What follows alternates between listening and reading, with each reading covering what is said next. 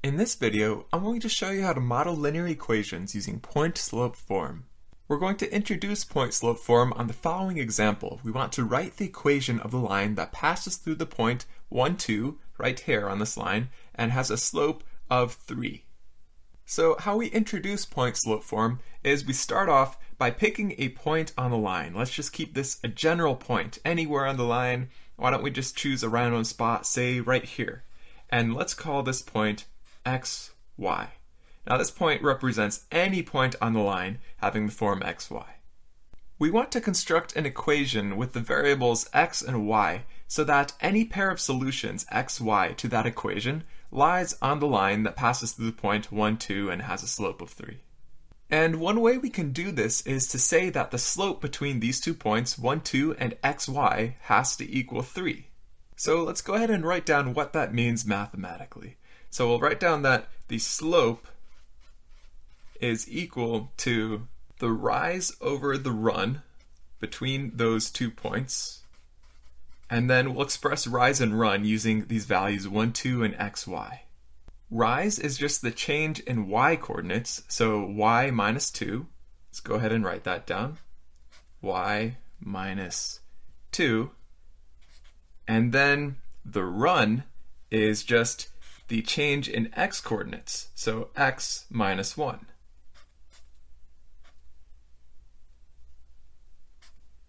Now we also know that the slope has to be 3, so let's change the left side of the equation to 3.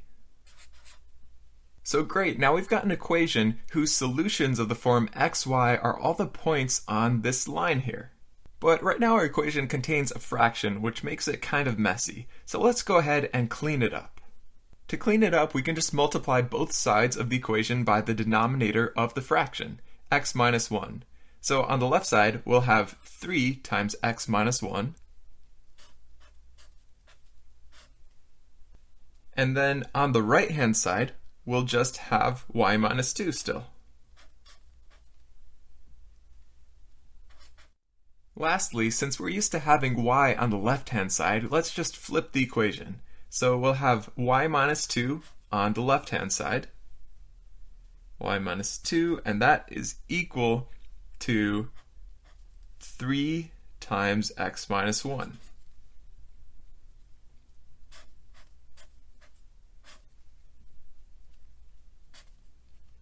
So there we go. There is our equation, and this equation is given in what's known as point-slope form.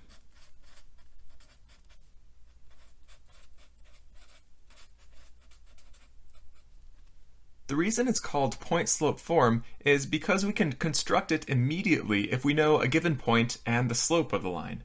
For example, suppose we have a general point. Say the point is x1, comma, y1. We're not going to put any numbers in, just keep it in general, x1, y1, and say that our slope is m. So slope equals m. Well, the point-slope form having these properties is as follows. We still have y, we still have a general point y, but this time it's minus y1. y1 was the y coordinate of the given point, so replace that 2 with y1 in general, and that's equal to the slope, which was 3 before, but now it's just in general a slope m, and then times the quantity x minus the x coordinate of that given point. Before it was 1, now we're just saying keep it general, x1. So there's the point-slope form for a general point x1, y1 and a general slope m. All we have to do is take the numbers of our point and our slope and just plug them into this equation. Okay, so here's an example. We want to find the equation of the line that has slope 3 and that passes through the point 2, 1.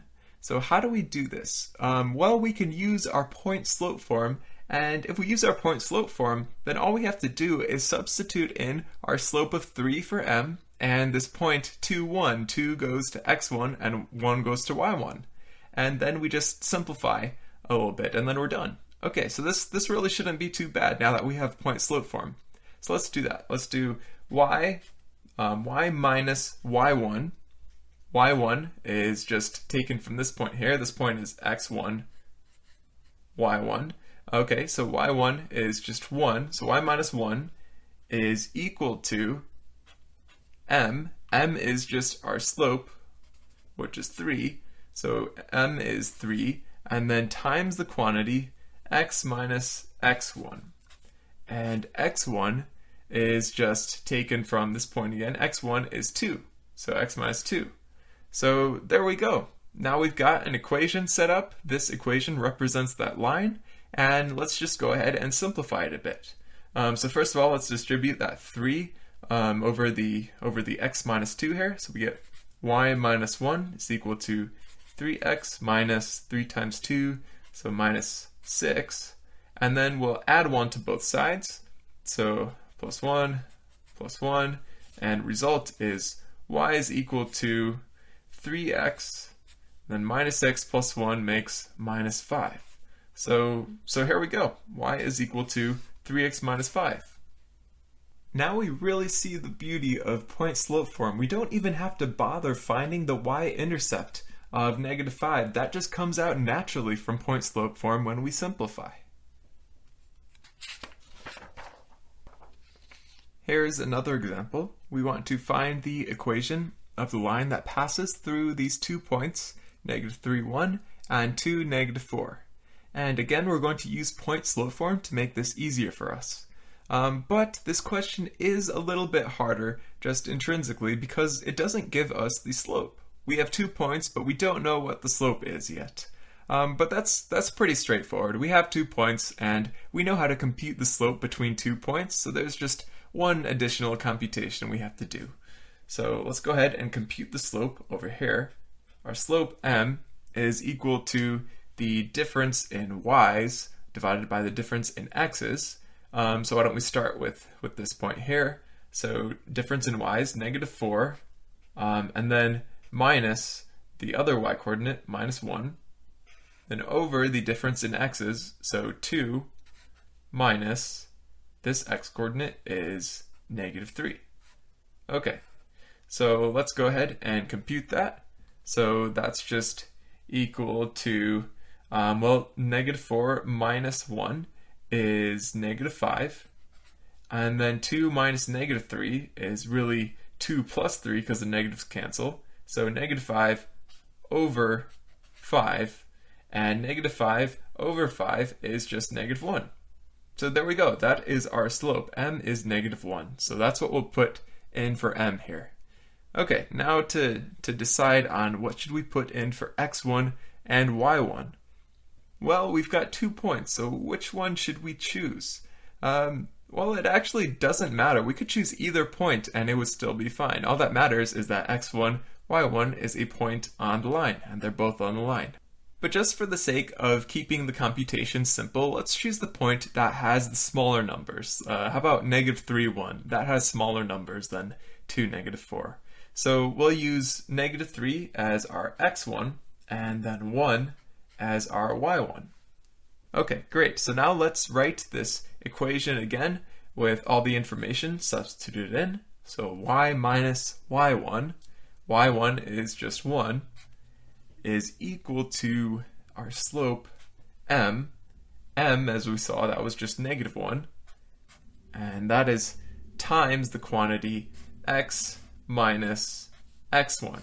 And x1 is just -3. X minus -3.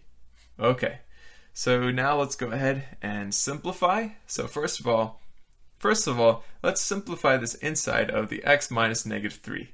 That's x minus a double negative. That turns into a positive. So we've got y minus 1 equals -1 times x plus 3. Okay, and then we can distribute this -1 over both of these terms here. So y minus 1 equals -1x, or just -x, and then -1 times 3, that makes -3. Okay, now just add 1 to both sides to get y alone. So add 1, and we get just y is equal to -x. So -3 plus 1 makes -2. So there we go. That is the equation of our line. Great, so now we know two forms of linear equations. There's slope-intercept form, and there's also point-slope form. And in the future, we'll continue to learn a couple more forms. Different forms will be useful in different situations.